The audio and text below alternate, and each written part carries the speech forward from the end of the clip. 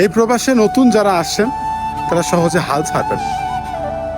মনে রাখবেন, প্রবাসে যেহেতু আপনি আসছেন, আজ না হোক কাল সফল হবেন একদিন। শুধু সময়ের অপেক্ষা, একটু কষ্ট করতে হবে। সফল হওয়া যদি এত সহজ হইতো, তাহলে মানুষ ওই বাড়ি ভিটা বন্ধক রেখে এই প্রবাসে আইয়া গোলামি করতো না মানুষের। এই প্রবাসে অনেক ধনীর দুলাল পইরা আছে নিজের স্বপ্ন পূরণ করার জন্য, অথচ দেশে কিন্তু তাদের কোটি কোটি টাকা পইরা আছে, তবুও নিজেকে সফল করার জন্য, নিজেকে প্রতিষ্ঠিত করার জন্য এই প্রবাসে পাড়ি জমায়। বুঝছেন?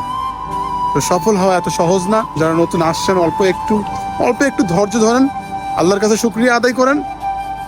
মনে রাখবেন, পৃথিবী সবার দুয়ার থেকে ঘুরে আসলে আল্লাহর দুয়ার থেকে ঘুরবেন না আপনি, আল্লাহ আপনাকে ফেরাবে না।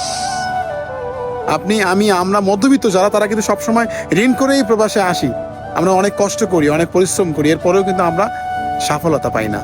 আর একটা জিনিস মনে রাখবেন, আল্লাহ তাআলা যে জিনিসটা দেয়, অতি সহজে জিনিসটা দেয়, ওই জিনিসটা কিন্তু অতি তাড়াতাড়ি আবার নিয়ে যায়। আর যে জিনিসটা অনেক কষ্টের পর দেয়, ওই জিনিসটা সারা জীবন থেকে যায়। তো জীবনে প্রতিষ্ঠা